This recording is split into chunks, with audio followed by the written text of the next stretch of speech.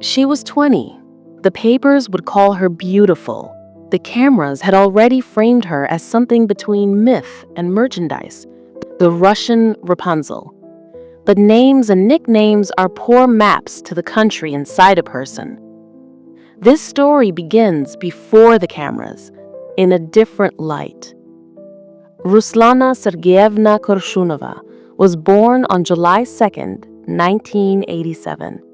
Her childhood unfurled far from Fashion Week, in small towns, then in Almaty, where her father's death when she was 5 left a quiet reshaping of family and future. Her mother, practical and devoted, raised Ruslana and her brother with steady hands. Ruslana, the girl who learned piano and German, kept her curiosity like a private lamp. Her discovery was not a red carpet moment. It was ordinary, accidental, and small. At 15, a magazine photo from her language club caught the eye of a scout. One image, one invitation, and the industry that creates legends began to sketch her name. Models saw her as a fresh face with impossible hair, chestnut, long enough to become a signature. Within months, the girl who had wanted to study in Germany was boarding planes to London. She moved fast, represented by top agencies, booked by designers and magazines, Vogue, Elle, the glossy lists that turn faces into icons. The Nina Ricci fragrance ad in 2006 burned her image into memory for many viewers. Editors wrote that she had the fragile, otherworldly beauty they could not stop photographing. The nickname Russian Rapunzel stuck because it was simple and picture-perfect. But public assent and private feeling are different currencies. Those who knew her called her shy, driven, intellectually curious. A girl who wrote poetry and sent money home. She earned well by industry measures, traveled between New York, Milan, Paris, London. Yet, the ledger of a life is more than dollars and credit. The file of her private messages and friends' memories reveal a tender, introspective woman who felt the sting of rejection and loneliness keenly. She was barely out of school when she first touched down in New York. To the fashion world, she was a new face, a blank canvas with the kind of beauty that seemed rare enough to be unforgettable. To her, it was disorienting, a sudden plunge into an industry that rarely waits for you to adjust. Her ascent was meteoric. By 2004, she was appearing in international fashion magazines. Vogue, Elle, and Harper's Bazaar gave her pages and covers. She worked with Nina Ricci, Vera Wang, DKNY, Marc Jacobs.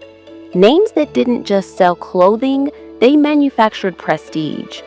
For brands, Ruslana embodied an untouchable fragility, a face people remembered. For her agency, IMG, she was valuable. And for the public, she was now more than a model. She was the Russian Rapunzel. Yet, the same girl who glowed beneath lights carried a private solitude backstage. She wrote poems in Russian and English. She spoke of longing, of searching for herself. She lived between apartments, hotels, and countries, never in one place long enough to call it home. Those who knew her said she was soft-spoken, polite, but carried an intensity. Friends recalled moments of joy, laughter over dinners, long walks in the city. But they also remembered moments where her eyes seemed distant, as if she was already slipping into a world far away from the glamour. New York gave her opportunities, but it also tested her. The industry demanded constant reinvention. One season, you're the face everyone wants. The next, you risk being forgotten. Behind the gloss was an unrelenting pressure to be thinner, fresher, more marketable.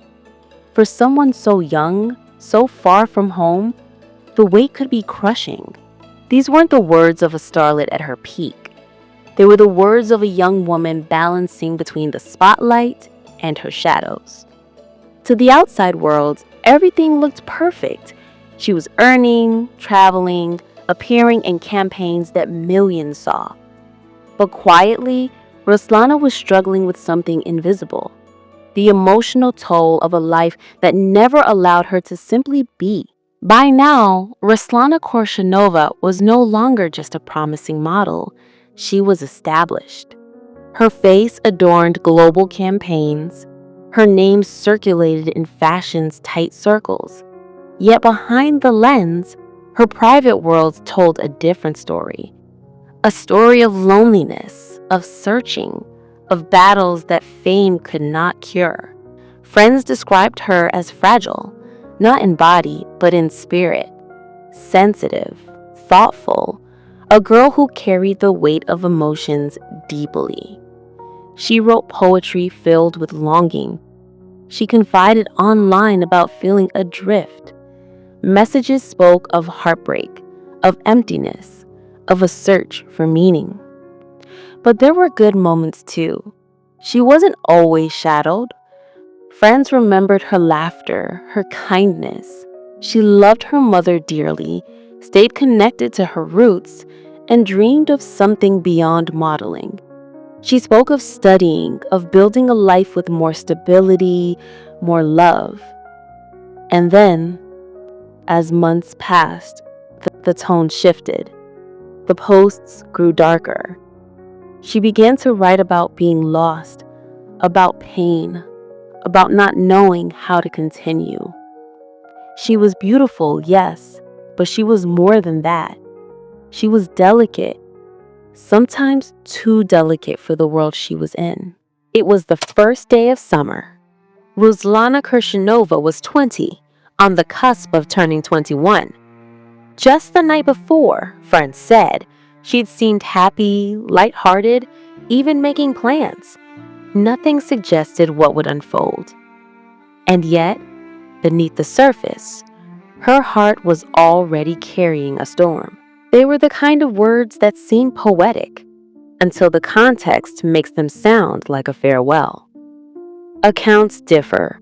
Some say she looked distracted, others that she smiled. But no one saw what was to come. No one could. At some point in the afternoon, Ruslana Korshunova fell from the 9th floor of her apartment building. Her body struck the pavement of Water Street. In seconds, the Russian Rapunzel, once the face of magazines, campaigns, and dreams, was gone. Police quickly called it suicide. No signs of struggle, no evidence of foul play. To them, the story ended there. But for friends, family, and the fashion world, the world reacted in shock. How could a young woman with beauty, fame, and success have chosen such an end? Was it depression, heartbreak, or something darker hidden behind the closed doors of the modeling industry? And just like that, the light of a young life, so bright, so fragile, for her mother, it was unthinkable. Larisa Korshunova insisted Ruslana was not suicidal, that she had just spoken to her, that she was planning her birthday, that she was looking forward. To her, the official story made no sense. New York police were firm. They found no signs of foul play. Her apartment door was locked. No suicide note was left behind. The fall was ruled self-inflicted. But friends and even strangers weren't convinced. Theories multiplied. Some pointed to her darker online writings, posts about being lost, about despair. Others suspected pressure from the modeling world, known for its ruthless demands and lack of support for young women. A few went further, whispering of foul play, of something hidden in the shadows of her industry connections. This business, it eats people alive. You're a product. When you stop selling, you're discarded. For someone like Ruslana, sensitive and thoughtful, it's brutal. The fashion world mourned her. Tributes poured in, calling her an angel, a muse, a rare light. But beneath the sorrow was unease. the nagging sense that her death carried more questions than answers. Whether it was a tragedy of the heart, the weight of an unforgiving industry, or something more sinister, we may never truly know what happened in those final hours. The story of Ruslana Korshunova did not end in June 2008. It became something larger, a question, a warning, and a memory that refuses to be silenced. For some, Ruslana's story became a warning. For others, an inspiration, a reminder that models are not commodities, that the cost of beauty cannot be measured in photographs alone. The Russian Rapunzel still lives in memory, reminding us that even the brightest light needs care, compassion, and truth.